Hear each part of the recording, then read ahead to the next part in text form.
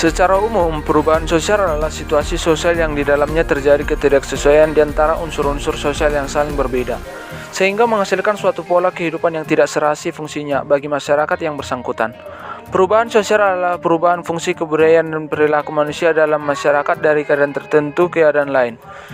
Setiap kehidupan masyarakat, manusia senantiasa mengalami suatu perubahan. Perubahan-perubahan pada kehidupan masyarakat tersebut merupakan fenomena sosial yang wajar, oleh karena setiap manusia mempunyai kepentingan yang tak terbatas. Perubahan-perubahan yang akan tampak setelah tatanan sosial dalam kehidupan masyarakat yang lama dapat dibandingkan dengan tatanan dan kehidupan masyarakat yang baru. Sebagai contoh, kita lihat pada kehidupan masyarakat desa antara sebelum dan sesudah mengenal surat kabar, listrik, dan televisi.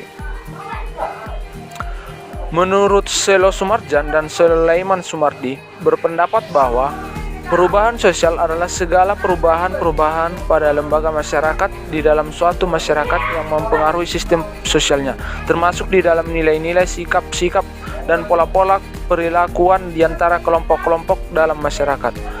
Dapat disimpulkan bahwa perubahan sosial adalah perubahan pada segi struktural masyarakat seperti pola-pola perilaku dan pola interaksi antara anggota masyarakat.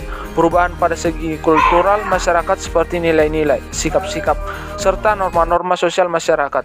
Perubahan di berbagai tingkat kehidupan manusia, mulai dari tingkat individual, keluarga, masyarakat, hingga ke tingkat masyarakat dunia, di mana perubahan dapat menimbulkan ketidakseimbangan dalam suatu sistem masyarakat. Penjelasan selanjutnya adalah perubahan proses sosial. Dilihat dari proses terjadinya perubahan sosial, proses awal perubahan sosial adalah difusi. Pertama, difusi. Difusi ini merupakan proses penyebaran unsur-unsur kebudayaan yang meliputi ide-ide, keyakinan, hasil-hasil kebudayaan dari individu ke individu lain, dari suatu golongan ke golongan lain. Difusi ini terbagi dua. Yang pertama adalah difusi intramasyarakat, di mana unsur kebudayaan antar individu atau golongan dalam suatu masyarakat. Dan yang kedua adalah difusi antar masyarakat, di mana difusi antar masyarakat ini adalah unsur kebudayaan dari suatu masyarakat ke masyarakat lain. Yang kedua adalah akulturasi. Akulturasi ini merupakan proses sosial yang timbul apabila suatu kelompok manusia dengan suatu kebudayaan tertentu dihadapkan dengan unsur-unsur kebudayaan asing sedemikian rupa sehingga unsur-unsur kebudayaan asing itu lambat laun diterima dan diolah ke dalam kebudayaan sendiri tanpa menghilangkan sifat khas kepribadian kebudayaan sendiri. Yang ketiga adalah asimilasi. Asimilasi ini merupakan proses sosial tingkat lanjut yang timbul apabila terdapat golongan-golongan manusia yang mempunyai latar belakang kebudayaan yang berbeda-beda, saling berinteraksi dan bergaul secara langsung dan intensif dalam waktu yang lama. Dan kebudayaan-kebudayaan dari golongan-golongan tadi masing-masing berubah sifatnya yang khas menjadi unsur-unsur kebudayaan yang baru yang berbeda dengan aslinya. Dengan demikian akan muncul kebudayaan baru yang merupakan campuran di antara golongan-golongan yang saling bersemi. Dan yang terakhir adalah akomodasi. Akomodasi ini merupakan gambaran suatu proses dalam hubungan-hubungan sosial yang sama artinya dengan pengertian adaptasi yang dipergunakan oleh ahli-ahli biologi untuk menunjukkan pada suatu proses di mana makhluk hidup menyesuaikan diri dengan alam sekitarnya. Maka dapat kita tarik kesimpulan bahwa akomodasi ini merupakan suatu keadaan yang menunjuk didapatinya keseimbangan dalam hubungan-hubungan sosial antara perorangan dengan sekelompok orang, sehubungan dengan norma-norma dan nilai-nilai yang berlaku di masyarakat. Selanjutnya saya akan menjelaskan mengenai bentuk-bentuk perubahan sosial. Apa saja bentuk perubahan sosial itu? Yang pertama ada perubahan evolusi. Yang dimaksud dengan perubahan evolusi adalah perubahan-perubahan sosial yang terjadi dalam proses yang lambat, dalam waktu yang cukup lama, dan tanpa ada kehendak-kehendak tertentu dari masyarakat yang bersangkutan. Sebaliknya, Perubahan revolusi ini merupakan perubahan yang berlangsung secara cepat dan tidak ada kehendak atau perencanaan sebelumnya. Kemudian bentuk yang kedua. Bentuk yang kedua yaitu perubahan yang direncanakan dan perubahan yang tidak direncanakan. Perubahan yang direncanakan adalah perubahan terhadap lembaga-lembaga kemasyarakatan yang didasarkan pada perencanaan yang matang oleh pihak-pihak yang mengkehendaki perubahan-perubahan tersebut. Kemudian, perubahan yang tidak direncanakan merupakan perubahan yang berlangsung di luar kehendak dan pengawasan masyarakat. Perubahan yang tidak dikehendaki ini biasanya lebih banyak menimbulkan pertentangan-pertentangan yang merugikan kehidupan masyarakat yang bersangkutan. Lalu yang ketiga ada bentuk perubahan sosial besar dan perubahan sosial kecil. Perubahan besar adalah perubahan sosial yang memberi dampak besar, luas, dan signifikan terhadap kehidupan masyarakat secara keseluruhan. Perubahan besar ini cenderung melibatkan lembaga kemasyarakatan, sehingga dampak perubahannya benar-benar nyata di masyarakat. Contohnya, berkembangnya teknologi yang turut mengubah cara masyarakat dalam berkomunikasi, cara bekerja, dan cara lainnya. Yang selanjutnya, perubahan kecil adalah perubahan yang terjadi pada unsur-unsur struktur sosial yang tidak membawa pengaruh langsung atau berarti bagi masyarakat. Contohnya, perubahan mode pakaian tak akan membawa pengaruh apa-apa bagi masyarakat dalam perubahannya karena tidak mengakibatkan perubahan pada lembaga-lembaga kemasyarakatan. Secara umum, para ahli sosiologi membedakan bentuk perubahan sosial menjadi dua, yaitu yang pertama ada progres, merupakan perubahan yang membawa ke arah kemajuan sehingga menguntungkan dalam kehidupan sosial bagi masyarakat. Yang kedua, regress, merupakan perubahan sosial yang membawa ke arah kemunduran sehingga kurang menguntungkan bagi masyarakat. Faktor pendorong dan penghambat perubahan sosial. Yang pertama, faktor pendorong perubahan sosial. Ada 3 faktor utama pendorong perubahan sosial, yaitu 1. Timbunan kebudayaan dan penemuan baru. Timbunan kebudayaan merupakan faktor pendorong perubahan sosial yang sangat penting. Kebudayaan dalam kehidupan masyarakat senantiasa terjadi penimbunan, yaitu suatu kebudayaan semakin lama semakin beragam dan bertambah secara akumulatif. Yang kedua, perubahan jumlah penduduk. Perubahan jumlah penduduk juga merupakan penyebab terjadinya perubahan sosial, seperti pertambahan atau berkurangnya penduduk pada suatu daerah.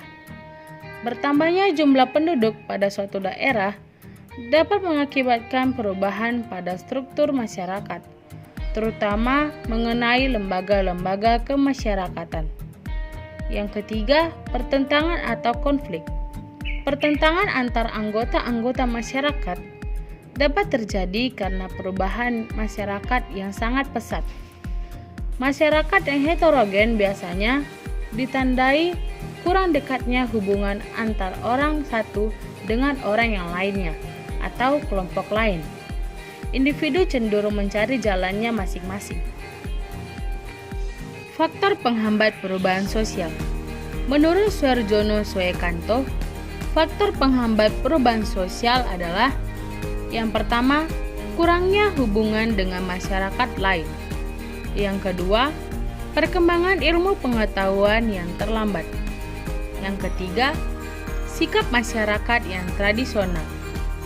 Yang keempat, adanya kepentingan-kepentingan yang telah tertanam dengan kuat sekali.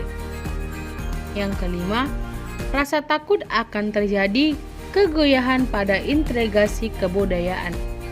Yang keenam, prasangka terhadap hal-hal yang baru atau asing atau sikap yang tertutup.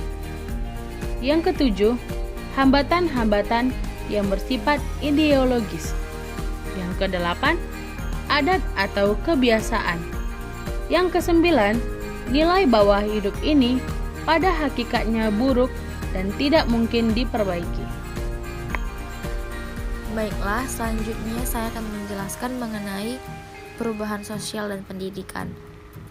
Pedagogi tradisional memandang lembaga pendidikan sebagai salah satu dari struktur sosial dan kebudayaan dalam masyarakat.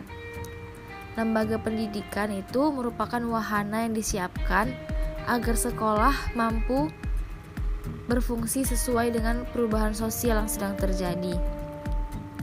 Sekolah sebagai lembaga sosial pendidikan yang berfungsi mentransmisikan nilai-nilai yang hidup dalam masyarakat dan kebudayaan pada saat itu.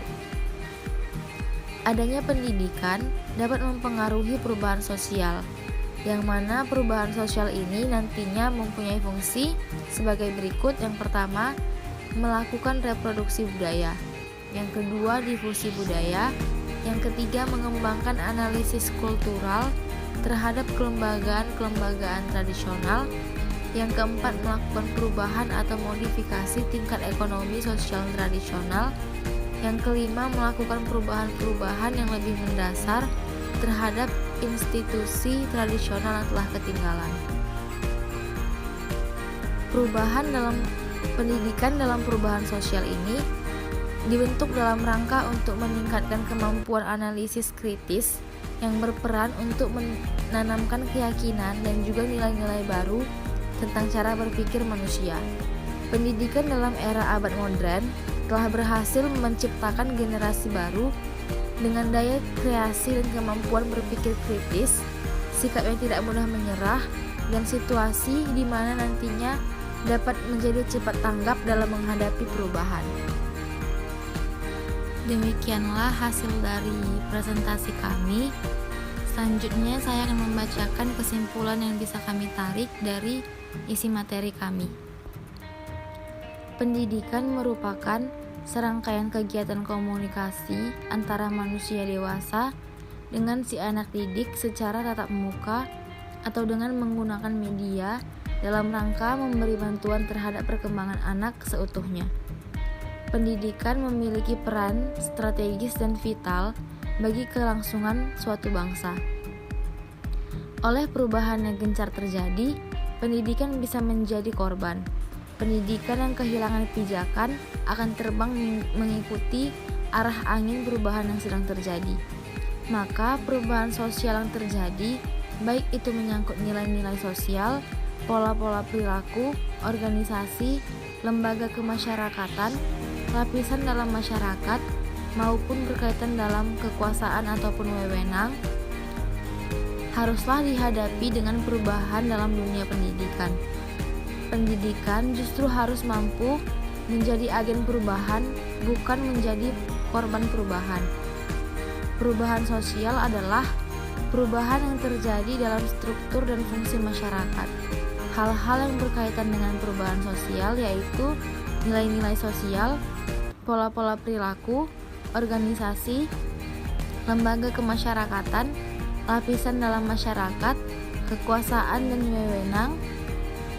Oleh sebab itu, faktor penyebab perubahan sosial ini adalah laju penduduk, penemuan-penemuan baru, pertentangan ataupun pemberontakan, dan juga revolusi. Bentuk perubahan sosial yang terjadi bisa terjadi secara lambat maupun cepat, kecil maupun besar, perubahan yang dikehendaki ataupun perubahan yang tidak dikehendaki.